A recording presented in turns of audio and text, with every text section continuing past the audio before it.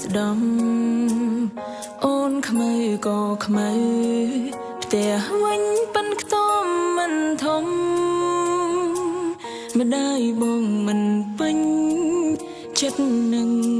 អូនទេម្ដាយបងមកប្រាប់អើយអូនឆឹមឈប់ទាំងតងបងមើលខ្លួនប្រានផងតើសមនឹងបងដែរទេត្រឹមកូនអ្នកស្រីមិនលយឆាយដូចរូបបងអូនសុំទោសផងបងអើយយើងបែកគ្នាទេឈឺខ្លាំងណាស់ឈឺបេះដូងអូនសុំបែកប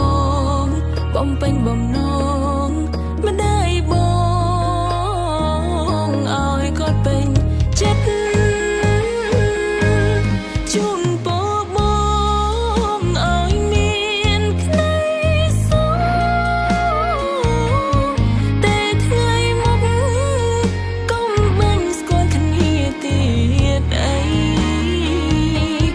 អូនឈឺចាប់ប៉ុណ្ណឹងមិនអីត្រឹមឃើញរុំថ្លៃមានក្តីសុខកូនអង្គចិត្តទៅ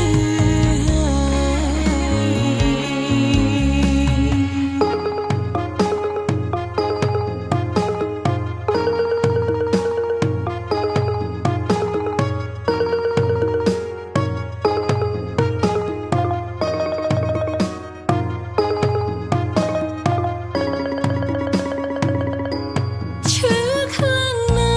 ស់ឈឺបេះដូងអូនសុំបែកបងបំពេញបំណ